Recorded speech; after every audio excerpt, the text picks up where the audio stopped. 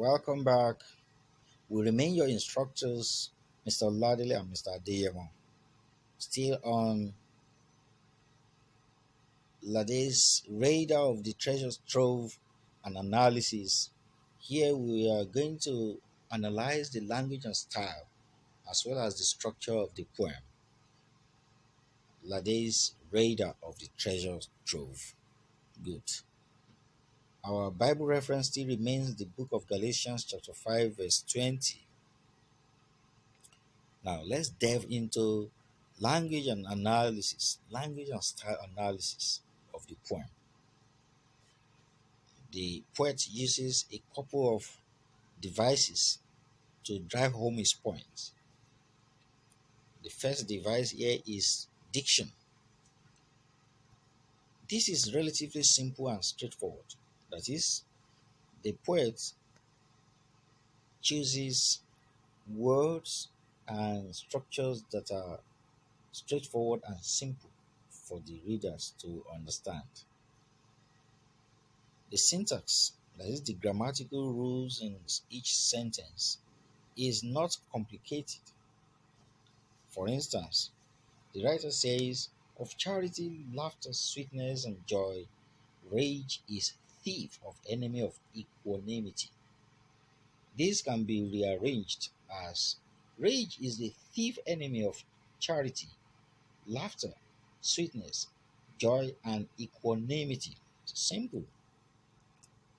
It is understood by every reader.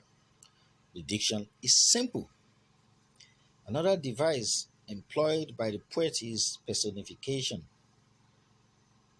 Several human attributes are given to non human, inanimate, abstract quality called rage. In fact, in lines 11, 12, and 15, rage is personified as follows: "No, rob you of life, rage is chief. Rage drags rags after you. Rage spreads toxic fumes on every scene." Here, rage is portrayed as a raider, a stealer of life, of laughter, of sweetness, and of joy from man. Rage is personified as having human attributes, destructive feats or achievements. Personification gives the reader a vivid image of the destructive power of rage. Good. Another device employed by the poet is dramatic monologue. The poet's persona sounds as if he is addressing someone who is assumed to be present and listening. His use of the second person pronoun you in line 1 and the possessive pronoun you, your in line 3 testify to this. And as a result of this, the usage also declares the poem gender case free as it applies to all human beings, making it have a universal application. That is powerful. Another device employed by the poet is metaphor. A couple of metaphors are used in this poem. Lines 13 and 14, the poet says, "Laughter, sweetness, and joy, rage is thief, enemy of equanimity." In essence, the poet's persona compares the effects of rage and its injurious nature to those of the activities of thief who cuts away valuables. That is powerful. The poet also uses rhetorical questions. The poet starts with questions. Lines 1, 2, 3, and 21. The poet says, "What can be worthy of your life? What dearer than the gems of your dreams?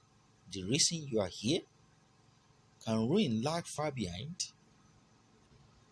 The use of rhetorical questions here is not for any answers but for emphatic and thought provoking effects. For instance, lines 1 and 2 are on the value of life and the essence of existence. while line 21 emphasizes the destruction that follows rage. Another powerful device employed by the poet is imagery. A few words are used here to create mental pictures in the reader's mind. Those words include powered by the breeze of love, as it is found in line 5, chartered in the ink of compassion, line 6, heaven on earth, line 8. All these words and phrases suggest the image of man and his spreading pleasant experience as he passes through life. There is image of marine in this poem. When the poet says, fly flags of joy and sail up streams, breach your sail and set sail. What comes to mind is the marine experience. This is powerful. Another device employed by the poet is enjambments, also known as run on line. Thoughts are carried over from one line to another without a stop. Line 3 runs into line 4, line 4 runs into line 5, and 5 to line 6. Line 7 runs into line 8, and 9 to line 10. The poet also employs alliteration in the lines of the poem. In some lines, there are repetitions of some initial consonant sounds. For instance, in line 4, the poet says, to fly flags of joy, F and F, and sail up streams, S and S. Line 21, rage set sail, S and S. The poet also employs symbolism. Symbolism. Flags of joy means assuming the duty of sharing joy. Flags of joy. Sharing joy. And fling roses means sharing happiness and love. As we all know, the word rose stands for hope, love, and joy, even happiness. All these, when shared with their fellow human beings, one is making the essence of existence be known to his fellows. Another device employed by the poet is rhyme scheme. Surprise, surprise, the poem follows a kind of rhythmic pattern. The first stanza has A B A B C D C D rhyme scheme.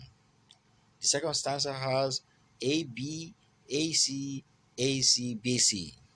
The third stanza has A B A B B, and the last stanza, a couplet, has A rhyme scheme. What is the structure of this poem? How is the message of the poem arranged? Even the lines. The poem has 23 lines, 4 irregular stanzas. The first two stanzas have 8 lines, the third 5 lines, and the last stanza a couplet, 2 lines. The first stanza is an exegesis on the ultimate goal of life. What makes life a worthwhile? The second stanza declares anger or rage as a plunderer of life's joy. The third stanza enunciates the source of anger. And the last stanza, the couplet, explains what the persona will do, and the persona will take and spread happiness wherever he goes. That is the structure of the poem. And here comes the end of this analysis. I hope you enjoyed the analysis. The poem is such an interesting one, and I personally enjoyed it. So our evaluation goes thus. Attempt any one question of your choice.